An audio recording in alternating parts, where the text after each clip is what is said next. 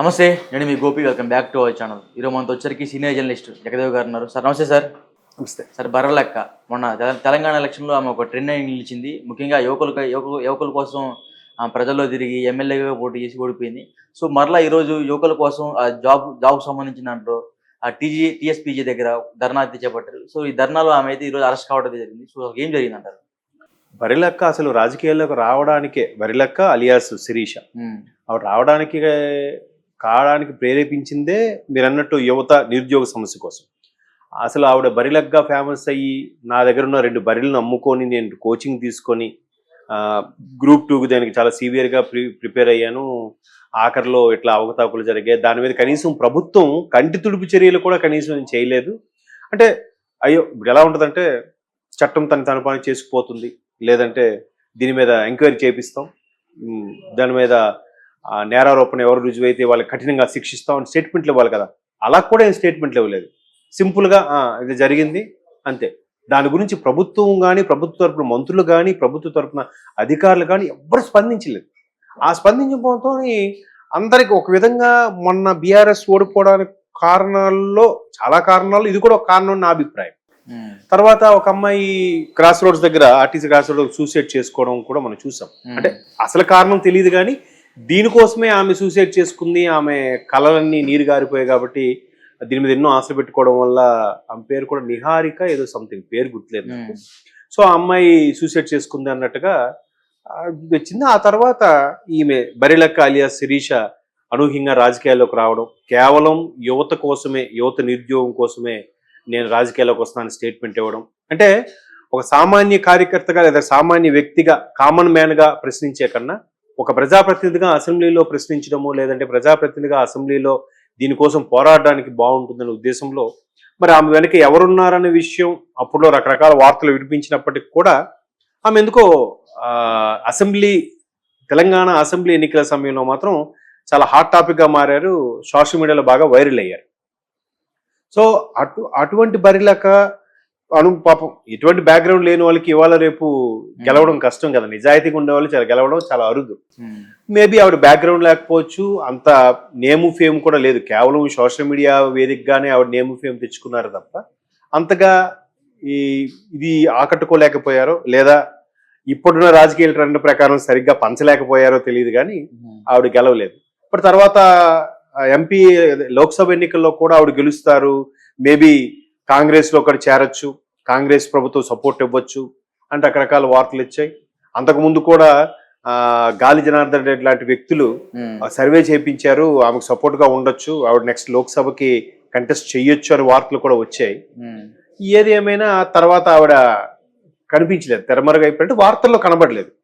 మరలా ఇప్పుడు ఆల్మోస్ట్ డిసెంబర్లో ఎన్నికలు అయిపోయిన తర్వాత, నవంబర్ అయిపోయి డిసెంబర్లో గవర్నమెంట్ ఫామ్ అయిన తర్వాత ఇంచుమించు 7 నెలల తర్వాత మరలా ఇప్పుడు ఈరోజు టీజీపీఎస్సీ, సో టీఎస్ది టీజీ చేసేసారు. దాని ముందు ఆవిడ ధర్నా చేయడం చేస్తే మరి ఎట్లాగో శాంతి భద్రతల సమస్యలో కానీ, లేదంటే ట్రాఫిక్ సమస్యలకి ఉల్లంఘనకు సంబంధించిన కానీ పోలీసులు అనే వాళ్ళు అదుపులోకి తీసుకుంటారు. అరెస్టు అని అంటారు కానీ అదుపులోకి తీసుకొని సాయంత్రం వరకు ఉంచి వాళ్ళకి మర్యాద చేసి మళ్ళీ పంపించేస్తుంటారు. ఎందుకంటే చాలా ధర్నాలు కూడా లైవ్లీ మీడియాలో ఉన్నప్పుడు చూశాను, రిపోర్టింగ్ అప్పుడు అబ్జర్వ్ చేసినప్పుడు ఏంటంటే ఈ ధర్నా చౌక్ వాడి దగ్గర కూడా చాలా మంది ధర్నా చేసినప్పుడు వాళ్ళని మర్యాదపూర్వకంగా వ్యాన్లోకి ఎక్కించి మళ్ళీ వాళ్ళకి అన్ని సదుపాయాలు కల్పించి ఈవినింగ్ వాళ్ళతో సంతకాలు పెట్టించుకొని పంపించేస్తూ ఉంటారు.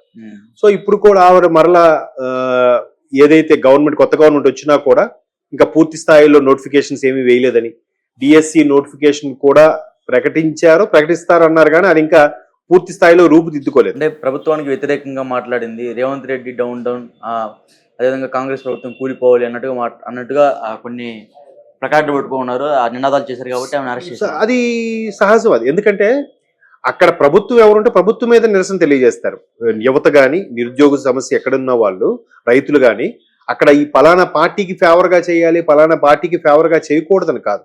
అక్కడ ప్రభుత్వం ఎవరిదుంటే వాళ్ళది మీదే నిరసన తెలియజేయడం జరుగుతుంది. సో ప్రస్తుతానికి రేవంత్ రెడ్డి గారి ప్రభుత్వం, కాంగ్రెస్ ప్రభుత్వం ఉంది కాబట్టి ఆ విధంగా నిరసన తెలియజేయడంలో తప్పులేదు. ఎందుకంటే ఆల్రెడీ ప్రభుత్వం వచ్చి 7 నెలలు కావస్తుంది. ఇప్పుడు మొన్న ఆంధ్రాలో చూసుకోండి, ఆయన వచ్చిన మరుక్షణమే మెగా డిఎస్సీ సంతకం పెట్టారు. సో అది ఇంకా 1 మంత్ 2 మంత్స్లో మొత్తం రూపుదిద్దుకుంటుంది. దాని టెట్ నోటిఫికేషన్ ఎప్పుడు, డిఎస్సి నోటిఫికేషన్ ఎప్పుడు, రిక్రూట్మెంట్, ఇవన్నీ వరుస పెట్టి ఒక షెడ్యూల్ డిసైడ్ చేసి వాట్ ఈస్ వాట్ అని డేట్స్ అవి ఇచ్చేస్తారు.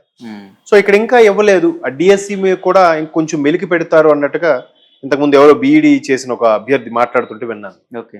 సో అట్లాంటి ఉద్దేశంలో మేబీ నిరుద్యోగ సమస్య ఇంకా కొనసాగుతున్నట్ల ఉద్దేశంతో ఆవిడ మరలా ప్రజల్లోకి వచ్చారేమో అనుకుంటున్నాను. అండ్ మోర్ ఓవర్ జనాల్లో మనుగడలో కూడా ఉండాలిగా.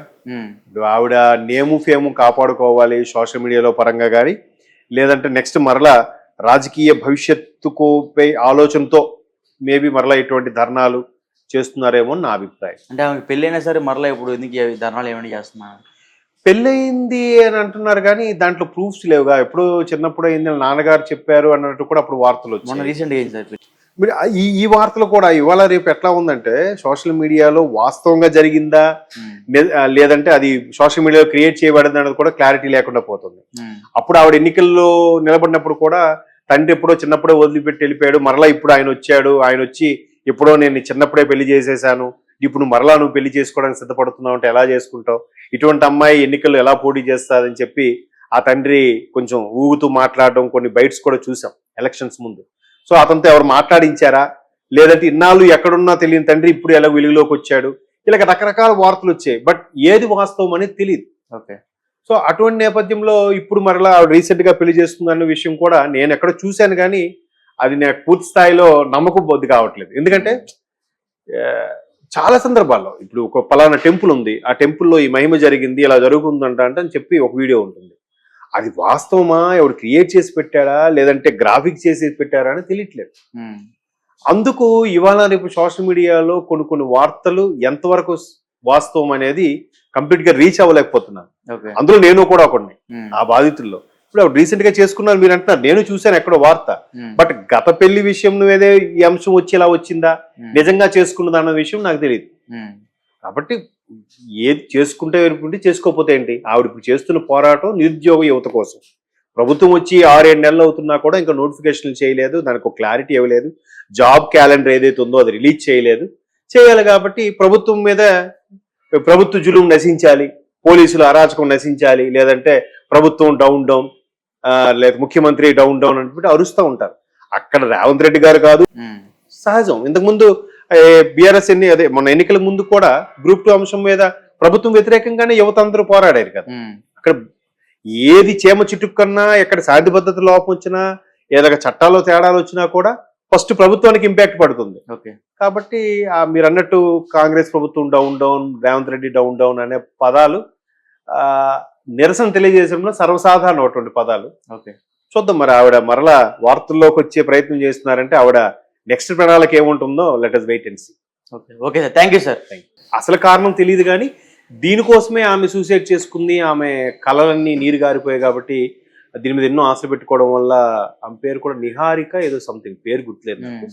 సో ఆ అమ్మాయి సూసైడ్ చేసుకుంది అన్నట్టుగా వచ్చింది. ఆ తర్వాత ఈమె బరిలక్క అలియాస్ శిరీష అనూహ్యంగా రాజకీయాల్లోకి రావడం, కేవలం యువత కోసమే, యువత నిరుద్యోగం కోసమే నేను రాజకీయాల్లోకి వస్తున్నాను స్టేట్మెంట్ ఇవ్వడం. అంటే ఒక సామాన్య కార్యకర్తగా లేదా సామాన్య వ్యక్తిగా, కామన్ మ్యాన్ గా ప్రశ్నించే కన్నా ఒక ప్రజాప్రతినిధిగా అసెంబ్లీలో ప్రశ్నించడము, లేదంటే ప్రజాప్రతినిధిగా అసెంబ్లీలో దీనికోసం పోరాడడానికి బాగుంటుందనే ఉద్దేశంలో మరి ఆమె వెనక ఎవరున్నారనే విషయం అప్పుడులో రకరకాల వార్తలు వినిపించినప్పటికీ కూడా ఆమె ఎందుకో